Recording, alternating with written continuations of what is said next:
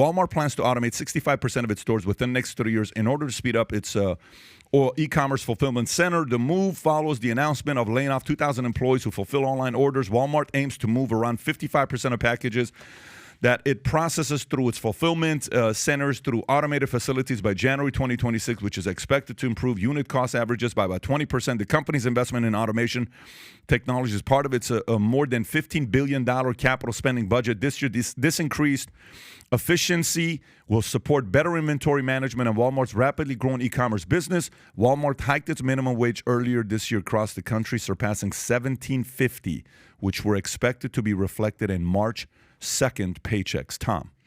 There's a cause and effect here, ladies and gentlemen. And so you got Bernie Sanders out there trying to raise the minimum wage the minimum wage. So how did Walmart respond? First of all, they said, for the people that are working well in our stores, that are doing well, we're going to move you up to $17.50. There was also a thing about Walmart was actually paying some education reimbursements when those people wanted to go and take some courses. But then on the other side of it, the other side of the board meeting went like this. Look, the stock market is an angry beast, and we got to feed it. And we have to feed it profits and a thing called the PE ratio.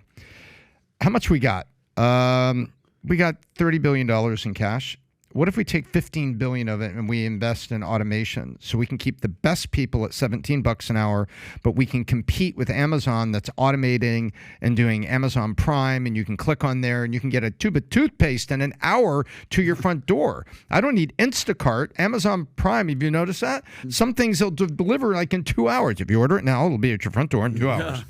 And there it is. And so they're competing. So there's three angles here. The first angle is beware of capitalists. If you put them in the corner, they're going to invent their way out. Rule 1, never screw with real capitalists and entrepreneurs.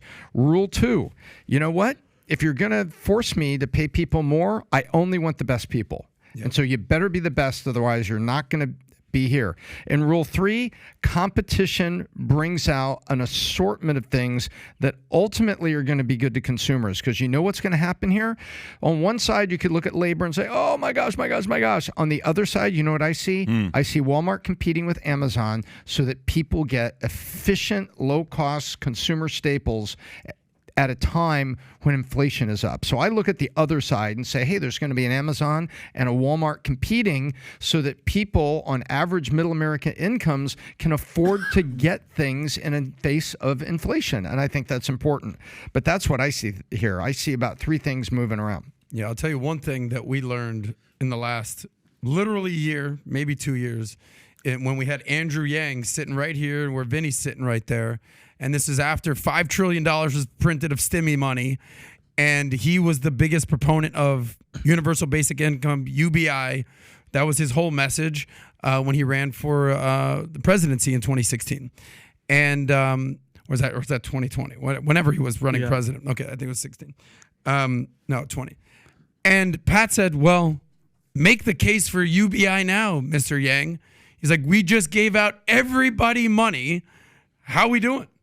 And you know, he kind of eloquently skirted, well, you know, UBI, it's just like, it doesn't hold water. Yeah. Like, this shit don't work. Yeah. Just printing of the money and giving people money to sit around and do nothing doesn't work. So I guess the point is, companies are going to have to figure it out. Employees are going to have to figure it out. The days of maybe UBI is a thing, maybe just giving stimmy checks is a thing, I think we've proven during COVID this is not going to be beneficial for the economy.